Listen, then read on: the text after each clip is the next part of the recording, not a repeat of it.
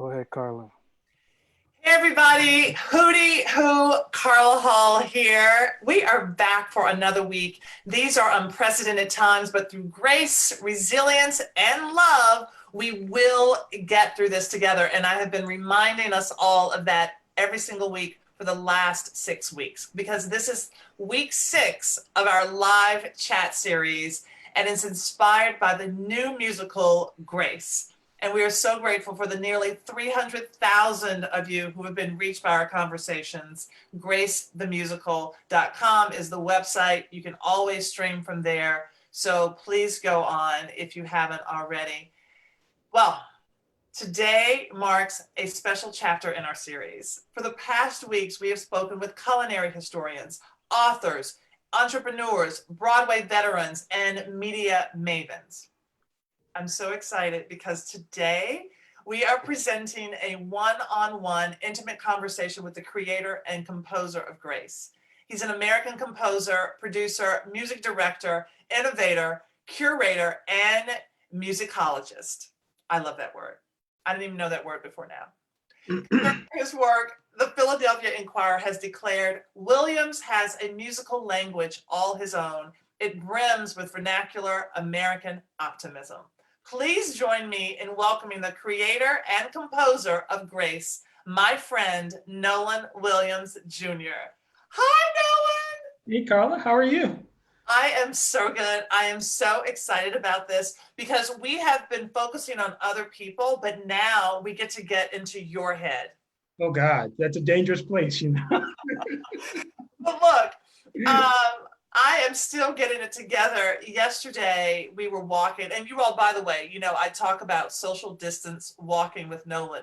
So we were walking yesterday. This was after about 3 hours of gardening, which is such hard work. And I always want to take those hills, but whoo! Always want to take the hills, Carla. Listen, Carla ain't never seen a hill she didn't want to climb. No, I enjoyed in the moment, and then the day of, and then I had to rush, and we had to run up the hill because I had to get in my Uber. But yeah. Yeah, that was a serious hill. Yeah.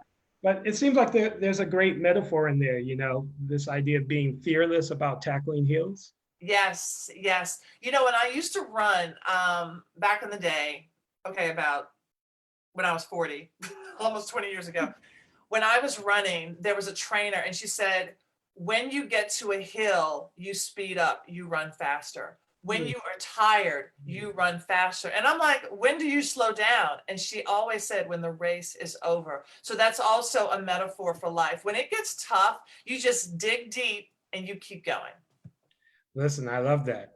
I love that. And, if we're going to achieve anything great in life, we can't be fearless. We have to be fearless about the climb, That is so right. So you have accomplished so much, and I'm still learning about all of your accomplishments. And I think you understand fearlessness, because even to be in this field in terms of putting yourself out there, putting your work out there. So how did you get started? Let's start there. Well, my start can really be summed up in 7 words. The idea of my father's church and the forbidden piano. My father's church and the forbidden piano.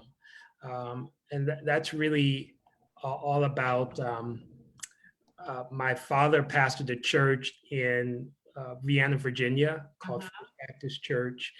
And I was a little boy, literally. That's where I was baptized.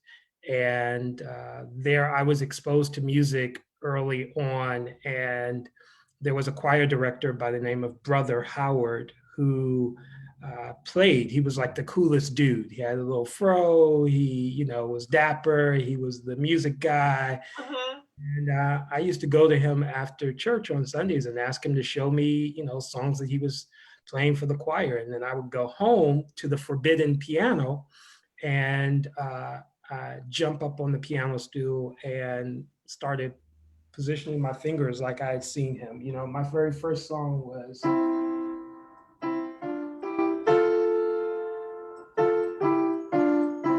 And my mama thought that that was my sister playing. She was in the kitchen with my dad, and she thought my sister, Renee, who never practiced, by the way, Right. for her, she thought it was Renee actually practicing on a Sunday. Like, she was amazed. She came out and realized it was me. And I'll never forget, like, certain memories are etched in your brain, even from early years. I Mhm. remember my mom yelling, "Nolan, it's Nolan." So she was telling my dad, Nolan Sr., that it was me. And But wait, so the idea of the forbidden piano, you weren't supposed to touch the piano? You weren't. my mama did not play. Like, this is a real instrument.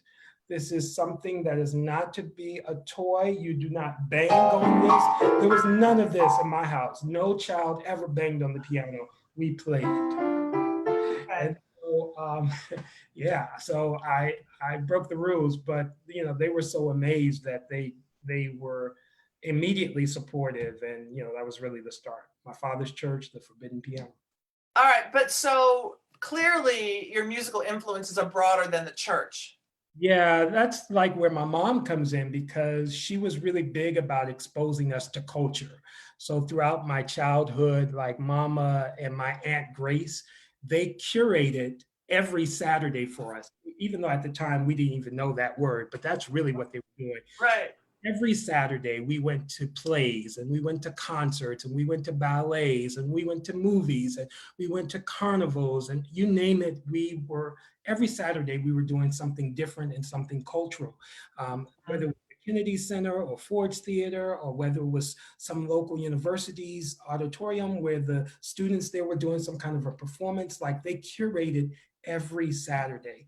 And with her support, I actually became active in the local professional theater scene. I started off as a thespian with what was then called the New Theater of Washington, which was Washington's own Negro Black theater repertory company. And How old were you? I was like like 8, 9, 10, somewhere around those ages. And had so many opportunities to perform through the professional theater scene, and even doing opera as a boy, because I was a boy soprano with like George Washington University's opera chorus, and then singing with what was a celebrated children's chorus in the region at the time called the Region 5 Children's Chorus, with people like Teresa Gilmore and Sylvia Coffey and Eleanor Stewart and Helen Flagg. Um, 3 of those ladies are still with us, but they were such pioneers that provided this professional chorus experience for elementary school age children. We recorded an album. We traveled to Atlantic City and performed for What? the educators convention. I mean, we did some amazing things. It's because they had the vision to really expose us to that. And this was long before like a lot of the opportunities that you see now. This was really unprecedented in those times. I mean, so clearly all of these things shaped you or Yeah. helped shape you. Yeah, like I'm shaped by theater and choral music, by classical music and religious music from the church. They're all a part of my foundation, and pop music, right? Because Right. I grew up in a preacher's home. My parents let us listen to popular music. Like, we didn't have the testimony that some of my PK friends have, and PKs know that's preacher's kid. Some of them had the testimony like they were forbidden to listen to, like, we could listen to Stevie Wonder or whatever we wanted to listen to, like they I didn't. mean, you hear that all the time, though. I mean, even a lot of these shows where these singing competitions and people who are PKs and they're like, "Oh, I couldn't listen to popular music," and then when the barn doors were open and when they were on their own, they're like, "Yes." So when did you start composing? So I started composing when I was at Oberlin.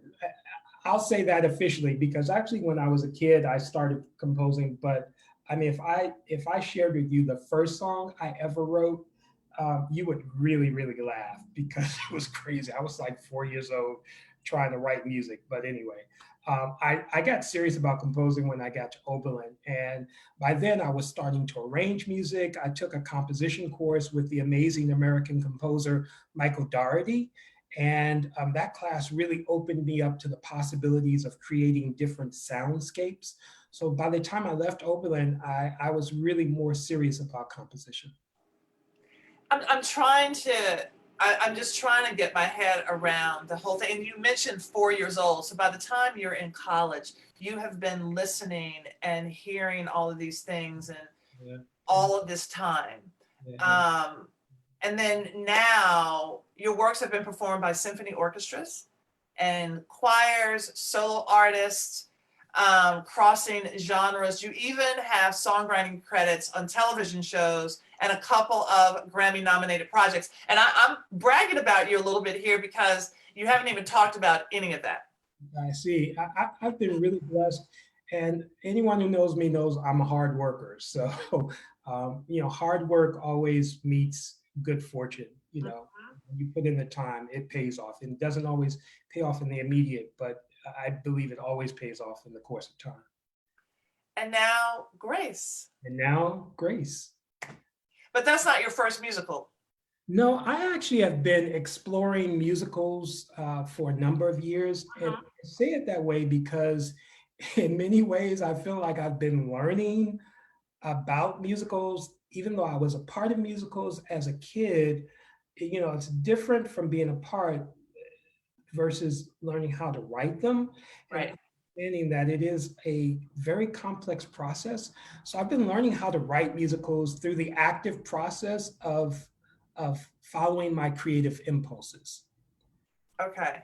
All right. And then, so what was the creative impulse for Grace then? It's like, what was the thing? It's like, I have to do this. Yeah. So Grace actually started with a conversation I had many years ago. It was a conversation with a friend and mentor by the name of Stephen Newsom. And I have to call his name. Stephen is no longer with us. But Stephen was a former director of the Smithsonian's Anacostia Museum, what was then the Anacostia Museum of African American History and Culture. Yes. The Anacostia Community Museum. But Stephen was, I always call him a walking encyclopedia of African American history and culture. Like, he was the person, Carla, that I would call if I had an impulse around something. And I'd say, hey, Stephen, I'm thinking about doing this. And he'd go, well, you need to read these 3 books. Then you should go look at this movie. Then you should go look at this documentary that 60 Minutes did on this piece 3 years ago. I think it was in April of that year. I mean, he was that kind of person, had such an encyclopedia-like memory of history and culture. And so I'll never forget, we went to Busboys and Poets over in on Route 1, University of Maryland. And we sat there and he brought me a gift, and the gift was a book. And the book was around African-American holiday traditions. And it was basically a cookbook. And I'm going like, okay, I'm not the greatest of chefs, Okay. Okay, you brought me a cookbook.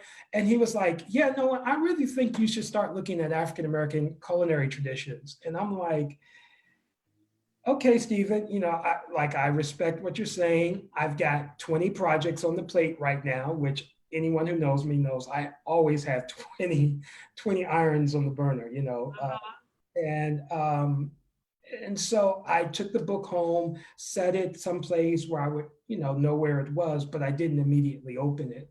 And then sometime down the road, went, just on a whim, so let me look at that book, and just started delving into this history. And the best way I can explain it is the history literally started singing to me.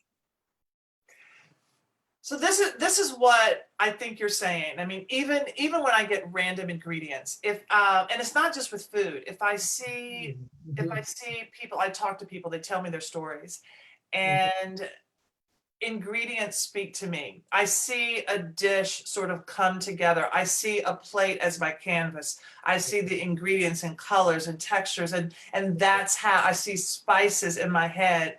So, to show me what kind of meal I can make. So is that how you see music? Yeah, that's a terrific analogy. I don't see spices, let me be clear. But for me, composing is first and foremost about tapping into inspiration.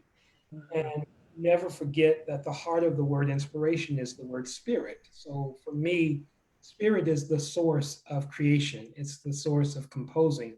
And in many ways, when I started composing what would become grace, I didn't even know what it was going to be. I didn't feel like I was creating so much as I felt like I was taking dictation, if that makes any sense. Oh, that's powerful. Yeah, because I mean, you feel like the music is coming through you, Through me. and you're just the conduit to get it out there. Not just from me. And I think it's this idea of being connected with something that's greater than ourselves. Yeah. Particularly with this piece, I felt very connected with our ancestry, with those who have come before us, whose stories have not always been told or whose stories have been mistold. And so, one of the earliest songs in the show that I wrote was really a song called Black Eyed Peas. Uh, Hmm. and in the song, in the show, the family sings, "It wouldn't be a gathering without Black Eyed Peas. How this tradition started, no one knows, you see. Whene'er we meet, we all compete to see whose recipe is best for Black Eyed Peas," right? Um, but that song, or the idea of creating a song around Black Eyed Peas, was inspired by, and really Michael Twitty spoke about this a few weeks ago, the various reports that I was reading of how Black Eyed Peas became a culinary tradition. And at least one of those reports is this: that following the Civil War, Sherman's troops plundered Southern fields, taking all of the crops they deemed valuable and leaving the one crop that was considered food for livestock. And that was the Black Eyed Peas. So then the story of how we turned Black Eyed Peas into a delicacy, then it's a profound tale of our creativity and our resilience. And that's just Mm. really powerful to me. You know what I love about what you're saying, and this is pretty much the process that I took when I did my latest cookbook, Carla Hall Soul Food. I took ingredients that I knew were very important to the culture, and even though, as somebody who is Black and we're busy living the culture, that we don't actually learn the culture. Do you know what I mean? We Yeah. don't actually say, well, why do we do this? Why are we eating this? We're so busy being in Take it it. for So when granted. people intellectualize what this is, you're like, oh, there's so much to learn. Yeah. And so, like black eyed peas and okra and all of those ingredients, and then which made me even more inspired. And so this is what I hear you talking about in your music. Um, but didn't the Washington Post do a feature of your family at the beginning of this year? Yeah, they sure did. Uh, you know, my mom has been cooking black eyed peas for New Year's all of my life. In Mm-hmm. fact, the earliest version of the song Black Eyed Peas was actually called Black Eyed Peas for New Year's. And then once I recognized that this song was coming into what would be now, what we now know as Grace, um, we dropped the New Year's part. But my mom has done that all of our lives and still does that to this day. So that was an amazing spread that they did in January to just kind of show our family and friends coming together to have a helping of my mama's black eyed peas. I mean, it's so fascinating and actually hits my heart how the history sings to you and how the spirit of the ancestors are inspiring you, because that's deep. And like I said before, it is so powerful that this thing Mm. it has to come out here. Yeah, yeah, and Grace really explores the spiritual connection between past and present, between those who are and those who have been and yet still are in another form of existence. And as you know, the music was set in South Philly at a restaurant called Minton's Place. There's and in the set design that Jason Artisan West has done, which is a brilliant set design based on an idea that really was birthed by our brilliant director Robert Barry Fleming. Um, there's a wall that is adjacent to the restaurant in a courtyard that features a mural of the community's culinary ancestors. And one of our lead characters, whose name is Paul, speaks of the culinary heroes featured on this wall in a song titled Bogle, Augustine, Prosser, Dorsey, Jones, and Minton. Actually, I want to share a little bit of this, but listen. Oh, please. Now listen, disclaimer. I have not had to like sing and play this music. Like I've either been teaching it or I've been playing it. I haven't had to do both.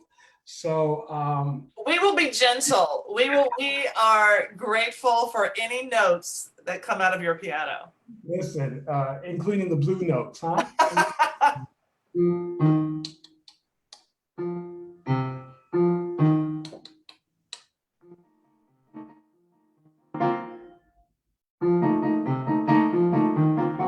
That's Robert Bogle, the pioneer. He was the first to elevate his food career. From lowly butler to maitre d', he set the standard high for Negro catering. He led a marvelous occurrence in the city, making Negro catering a grand commodity. With a skilled guild of businessmen and artisans, their names Bogle, Augustine, Prosser, Dorsey, Jones, and Minton. That's just a little taste of that. Love the taste, love the appetizer. And so you told me that this song is inspired by the history recorded by W.E.B. Du Bois. Yeah, in his book, The Philadelphia Negro. And that's the reason why the show is set in Philadelphia. Du Bois did such an amazing job of capturing life up north, and particularly in and around Philadelphia during that critical period towards the end of enslavement, moving into the new century. So since you're at the piano, if I can you just share another song or two from the show? I mean, you're already there. You know, Carla, for you. I mean. There's actually a song that is called Daddy Used to Say. And interestingly enough, Daddy is spelled with one D. Okay. Tribute to my father, because for some reason my dad would always sign Christmas. So my dad believed in giving cards for every occasion. So we would get like Easter cards. Like, love it. Yes. You know, or we would of course get Christmas cards. We get Thanksgiving cards. I mean, he was just always like, and he would always sign them Daddy, D-A-D-Y. So I mean, I like to think my daddy knew how to spell daddy. Right. It was just maybe conservation of energy to just put one D, like, you know what it is, right? Or I think it was that it made him special. That is, he is your daddy, 1D. You know, it's not like everybody's daddy with 2Ds. Yeah. So yeah. I love that. We'll go with that. So this song is called Daddy Used to Say with 1D, and it's actually sung by another character by the name of EJ. And EJ, how do we describe EJ? EJ is played by Bernard Holcomb. Paul is played by David Huey. And, you know, we had all the cast on last week. So if you go back to last week's chat, please do that. Go to gracethemusical.com and check out the entire cast. They're just such amazing artisans. And so EJ is the member of the family who really struggles with identity where the family is concerned. He has great ambition and came from a side of the family that didn't connect with the majority of the family that was working in and around the restaurant. Okay. This side of the family, they didn't fool with that restaurant because that's a little too base for them. And so his father was big about exposing them to what he thought were the more refined aspects of their culture and the broader community. And so there is this tension then in EJ when he comes home on the occasion when the families come together to mourn the loss of their matriarch, Grandme. There's this tension in the air because most of them feel very welcome and at home there. EJ does not. And yet there is this tension even in his own life because he had an uncle that used to bring him to that place, but they knew never to tell his father about it because his father would never approve. And so I'll share a little bit of this Daddy Used to Say. Again, now this is playing and singing, so please do not hold this against me.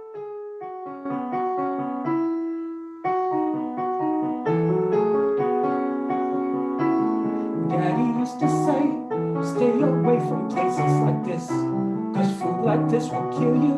That's what Daddy used to say, what he used to say.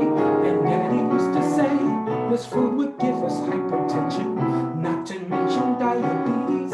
That's what Daddy used to say, what he used to say. Right? Ah, This idea of the classism at work in this family. The majority of the family that used to spend their summers, the kids spent their summers working there in the restaurant. They learned all the basics of running a business, and Grammy ran a tight ship. We learned that in another song in the show, that Grammy ran this place like a drill sergeant. She worked hard, and she basically instilled discipline in all of us. But EJ didn't have that. He had a daddy that took them to fancy eating places, and a daddy that refused to let their mother put leftovers on the table. No leftovers for my family, only the best, right? And so there's that tension between those sides of the family, and we see that play itself out in the narrative as the music unfolds. okay. So right now I have chills, and I'm going to tell you why. Excuse me. I wanna understand your process and how you compose, because what I am hearing when you talk about the curated weekends of your mom and your aunt, then what I hear is happening in that song is like a curated lifestyle Yeah. that built them. And I don't even know if you even thought about that. That basically created the person or the people that they are. It has created you and the parallels that are happening in this play and in your life.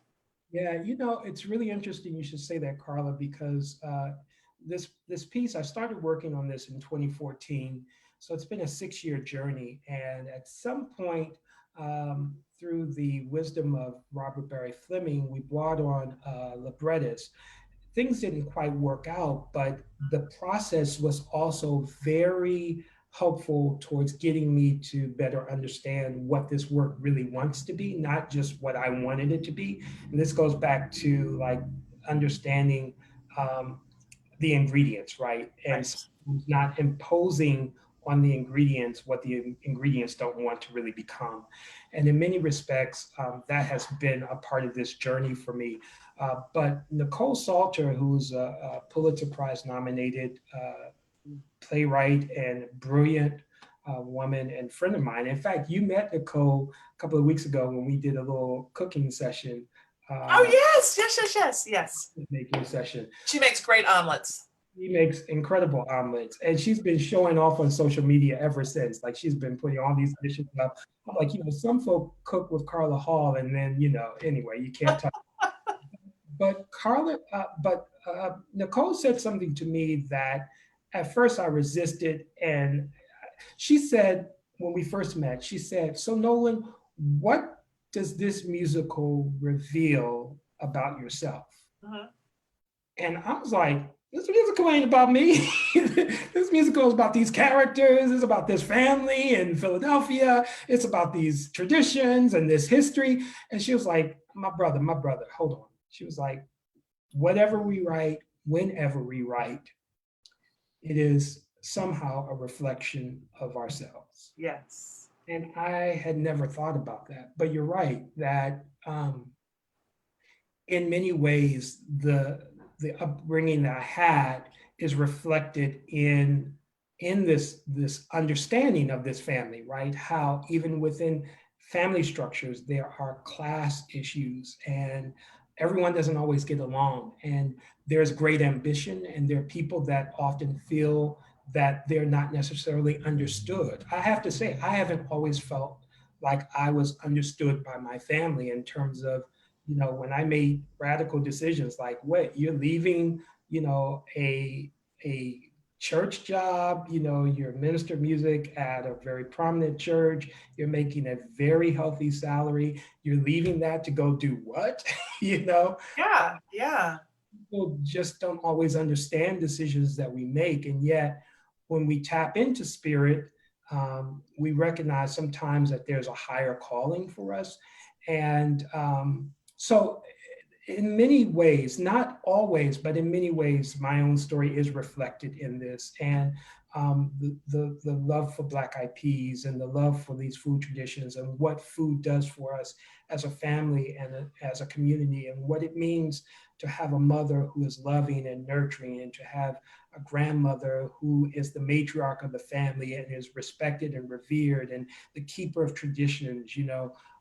I've come to know all of that in large part through my own journey.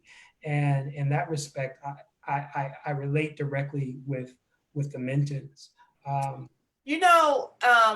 not to cut you off, but there are a couple things that are going on that are in my head. One, I consider myself the culinary matriarch in my family because I'm the one, my mother doesn't really like to cook. I'm the one who cooks. I'm the one who has those recipes carrying on. I did a cookbook because I want my nephews and niece to understand the food that my grandmother cooked. But I feel like in a way, you are becoming almost the history patriarch in a culinary way in your family by taking on this project and pulling out all of this history that you wouldn't have had if it didn't speak to you.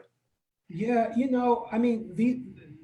we know soul food and we know culinary traditions in our community, really borrowing from a point you made earlier. But we haven't always taken the time to really appreciate what those traditions are and to celebrate.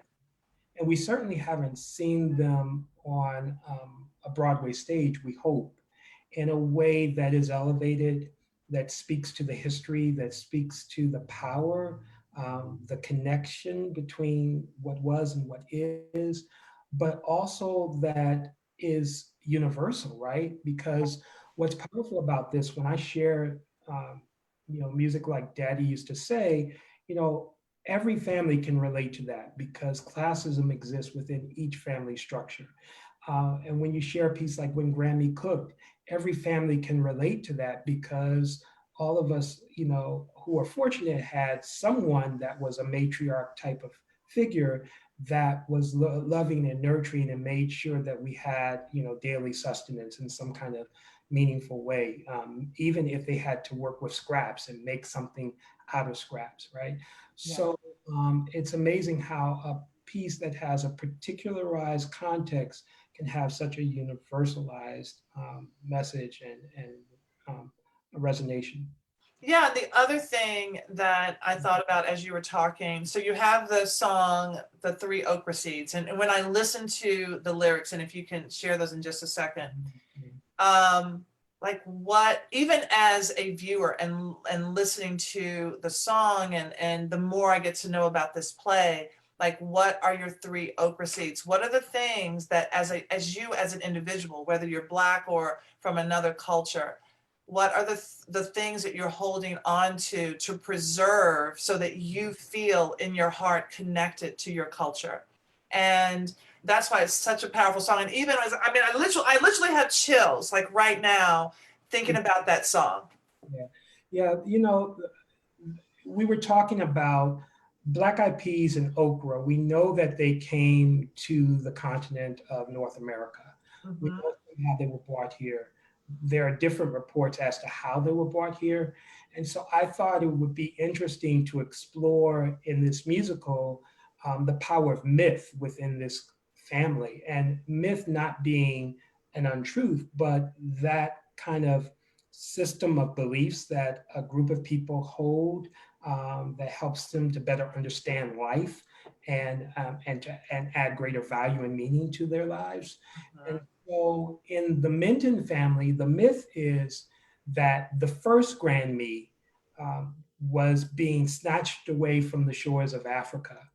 And before she was forced to board the ship, that she that would say like scattered to find something special. literally, And she literally grabbed 3 okra seeds and clenched her fist. So let me just share the lyrics. Before our first Grandme was led far away.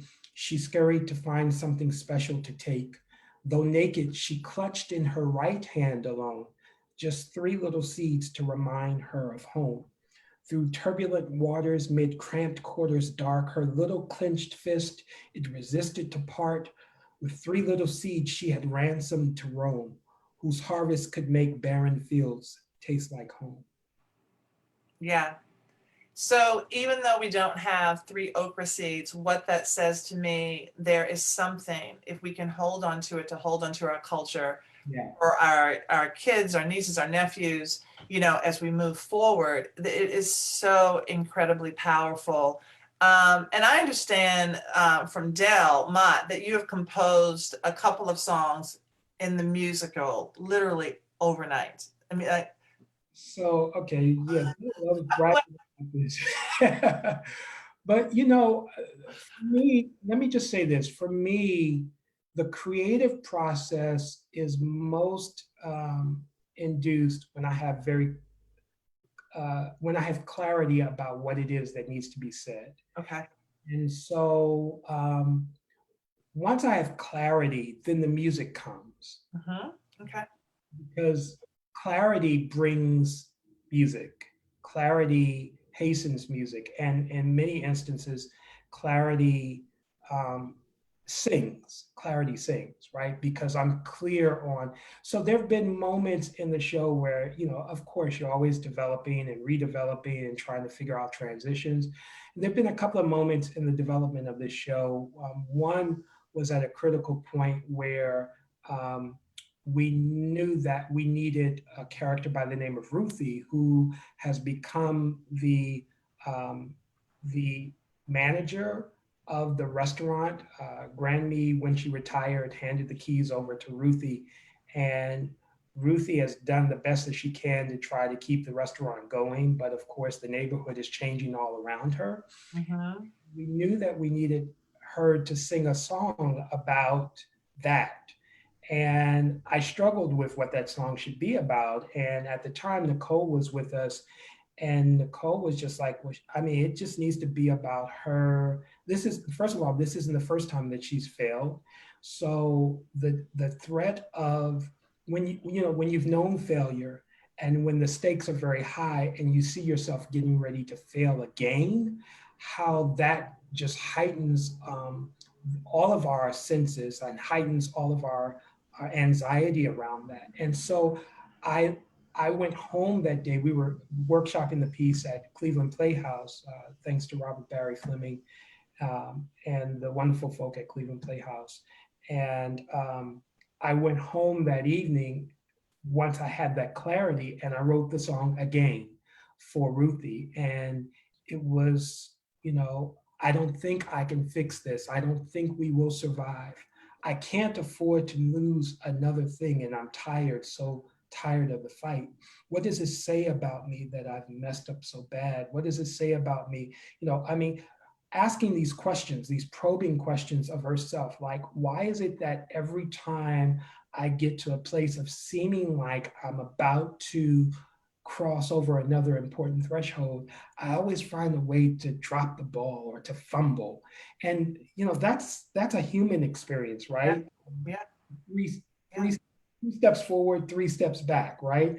Or 3 steps forward, 2 steps back, because you may not go all the way back to where you started, but it's like I'm darn near where I started, and having to find that inner fortitude to pick yourself up and say, no, fumbled, yes, but keep going, yes, keep pressing, keep aiming, I think that's what we're going through right now. Every time I open one of our live segments, I'm talking about, yes, these are unprecedented times, but through grace, we will get through this together. And sometimes that grace is about forgiving yourself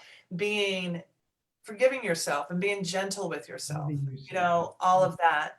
Yeah. And I know it takes a village. Oh, what are you going to say? Let me jump in here, because there's another song that also speaks to where we are right now. And it's a song called This New Normal.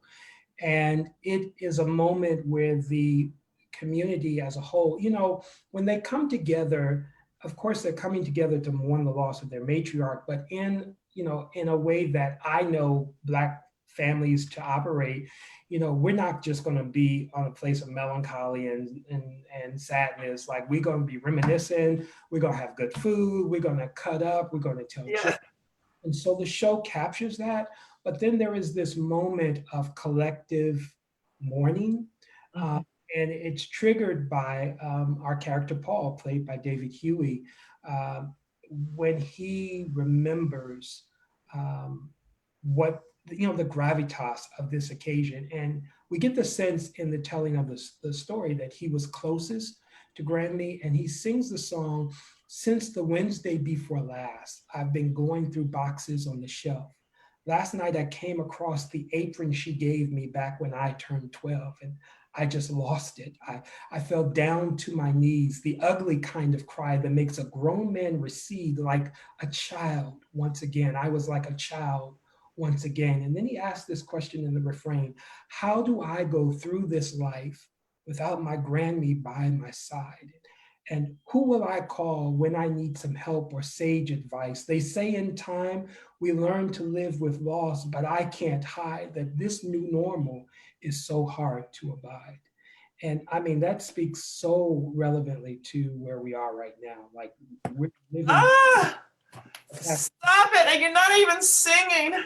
Like, I mean, I'm thinking about my grandmother, and I'm thinking about, what she had given me, and being that wise person. And when I cook, I definitely pull in the energy of my grandmother, and I have her pots, and Dr. Jessica B. Harris talked about this, and but whew, okay.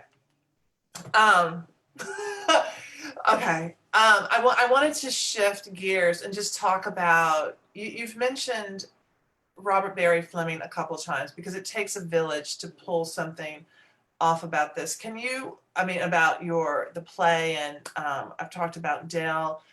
How has he played a role in the development of Grace? So, I'm just going to borrow a page from Cuba Gooding and Jerry Maguire. Like, Robert Barry Fleming is my Quan. He is unequivocally brilliant. He is the director, choreographer of Grace, and he has been a tremendous friend and confidant, a mentor, and a supporter from literally the very beginning of this journey. I started down this path in 2014, and somewhere around 2015, I met Robert, and by that point, I thought that this was a song cycle called Good Lord, Let's Eat. And so as we started developing relationship, and I found out he was at Arena and all of the brilliant things he was doing there. And let me tell you, even if you don't know the name Robert Barry, if you've ever attended shows like Dear Evan Hansen at Arena Stage here in DC, then you know Robert's work, because he was the force behind the scenes that brought Dear Evan Hansen to Arena Stage. He was working right under Molly Smith at the time. Then he moved to Cleveland Playhouse. Now he's executive artistic director at Actors Theater in Louisville. But I went to Robert because I was like, I've got these songs. I've been inspired, like, this music has been singing to me. I'm not sure if this is any good. So I went to Robert and I was like, Robert, if you wouldn't mind, like, can we just connect? I'd like to, I don't want to send these to you. Like, I was really adamant. And I look back on that. I know the dude was like incredibly busy, Carla. But he was like, yeah, we can meet up. And our schedules were so crazy. I literally remember this. Only time we could meet up, I was coming from the Kennedy Center for something, and he was coming from Arena, and we met up on like this little side street near George Washington University, around the corner from the Kennedy Center. Yep. I like asked him to come into my car so I could play these songs from my laptop, and I had my laptop connected to my car speaker because I wanted him to hear it and, Surround sound. like, yourself every advantage here. And so I sat there and I thought, I was like, I'm not going to take a lot of your time. So I started and I played one song and he was like, okay. And I was like, okay, well, I'll play another song. So I played another song. He was like, okay. I was literally waiting for him to just like say, okay, thank you very much. And I'll be in touch or something. And I determined if he ain't trying to end this, I ain't going to end it either. So I just kept playing music. And literally like 30 to 45 minutes later, we were still in that car with me sharing like this music. And by that point, Robert was just like, yeah, I think you've got something. You're onto something. And I just encourage you to keep exploring your creative impulses. And I said, okay. So that's what I did. And, I wish Robert were with us right now. And when we have him on, he can tell his side of the story. But the amazing thing that happened was, when I'm clear on what I'm trying to say, it doesn't usually take me long to write it. Mm-hmm. And so, I would go back to Robert and say, I've got these, 3 new songs. And Robert would be like, well, that's fine, but, have you thought about this? And then I would go away and get clarity. And maybe 2 days later, hit him up again, like, hey, Robert, can we connect? I got 4 more songs. So, it's insane. Okay. I mean, it's just insane. He was saying, like, he says now, he was like, I was wondering what manner, like, who is this dude? Like, how is he creating all of this stuff? But again, when I have clarity, like the music comes.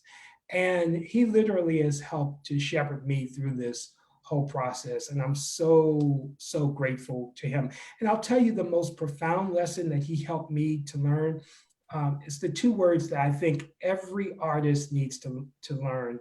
And I'm borrowing now from Nina Garcia of Project Runway, which is one of my favorite shows. But Nina always tells, the designers on there that they should edit themselves. Yeah. And truthfully, that is the most powerful lesson that Robert has taught me. It's how to take a more critical eye and a more critical look at what I've created and not just be enamored with it, but to learn how to edit myself. I mean, it's the same thing when you're cooking. You just can't throw everything in the pot. It's the same thing when you have these people dressing up and they're putting all this jewelry on. You should go to the mirror like, okay, you look in the mirror, okay, take off 1 strand of pearls. Okay, take off a bracelet. You don't need bracelets and pearls and all that stuff. Look at your face. You don't need eyes and lips. Okay, it's eyes or lips, right? You have to self-edit. So let me give you a real practical example of how Robert helped me with this. And this is kind of funny to me. It's probably not funny, but I'll be the judge of that. Go ahead. There's a song in the show that Virginia Woodruff sings, and she sings as Miss Minnie. And the song is called Pot Liquor. And I'll share with you a little bit of the words. In the pantheon of soul food traditions, greens are boiled so long they lose much nutrition.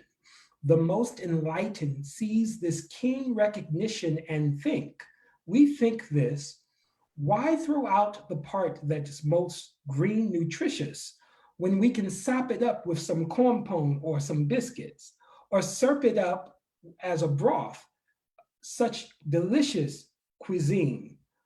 So I created this on Pot Liquor, and I had the germ of the song, and then I got inspired and decided I was going to create this whole story arc around Pot Liquor, where the whole cast would come in and it would turn into this grand kind of very Broadway-esque kind of ending. I mean, I thought it was good. Right. Uh-oh. I thought it was really good. Uh-huh. And Barry heard that and was like, yeah, no. I mean, don't you know when you create something and you're like, oh my God, this is the best. I can't wait to share it. And then someone's like, No. So I licked my wounds. And what he was saying was like, Nolan, the germ of the song is great. Yeah. You don't add all of that to it. Like there's too much story arc you're trying to add to this. Just keep it simple. So I licked my wounds, went back, edited the song, simplified it back to the way it was more original, and adapted it. And he was right. He was right. I had to edit myself. You know? And that takes trust too.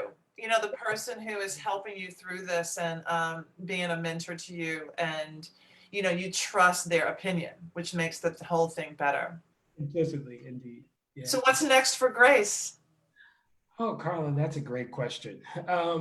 So we, first of all, thank you, Carla, for being such a supporter of this show and for lending us like your amazing platform. There's no way that we would have reached 300,000 people globally without you lending your platform to us. So thank you. And to all the folk that are working behind the scenes, Edgewood and Sheila Johnson, Dale Mott with Edgewood, John Edelman. I mean, there's so many folk that are working behind the scenes that believe in this project.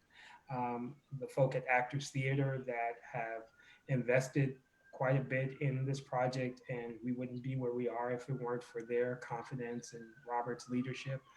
So, you know, in terms of what's next, you know, we literally with this platform, we're creating lemonade out of lemons. We were 2 weeks from getting ready to open for the Humana Festival of New American Plays, which is a major, major platform. We have no doubt that that platform would have ushered this project to the next level. But having lost that opportunity, we're doing the next best thing, which is, you know, building an audience, building a community of support around this, hopefully garnering more attention, which we are because we see the comments, we see the folk that are tuning in.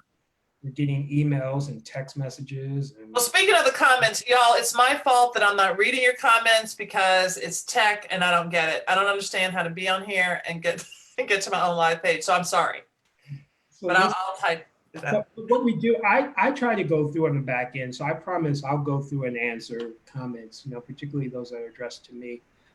But, you know, we're just raising up a community of support around this project.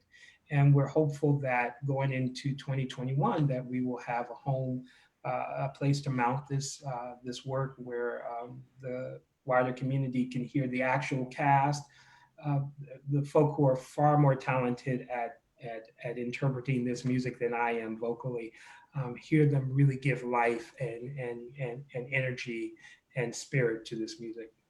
Well, it is my pleasure. Every time I learn a little more about the play, I learn a little more about you. I thought I was all in before, and then I'm in even more. Last week, I told you all that I was on the road, and I was in Grand Rapids, and then Miss Virginia and David were in Philadelphia. They were in Pittsburgh. And I said, oh, I'm going to come see you. And I actually dropped off to do a drive-by, a social distancing drive-by to wave at them, which was so great. I was so excited. I can't even tell you. They're like, thank you, Miss Carla. I'm like, are you kidding me? I'm so excited.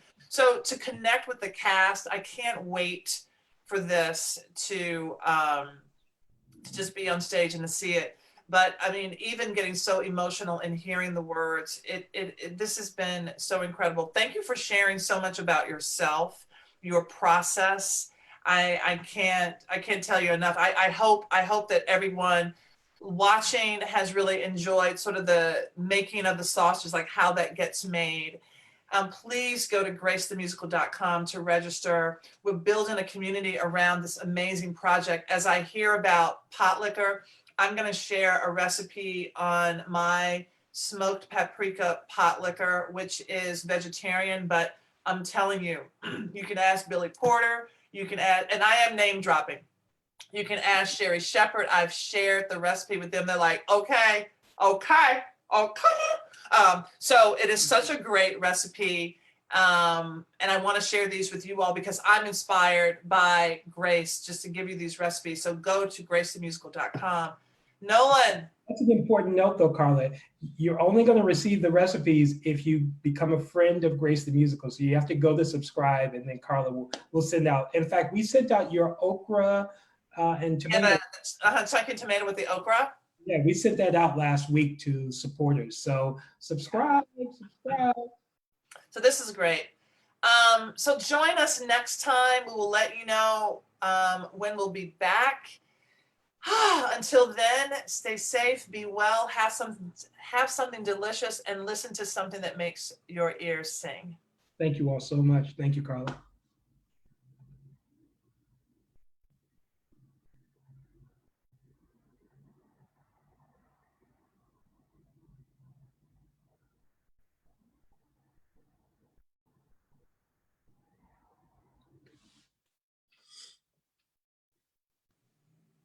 I think that's it. Okay. That has to have been 50. That was so great. Thank you for sharing. Oh, wow. I was getting all of these like intuitively. I literally had chills when I was talking about the 3 okra seeds, and when you were talking about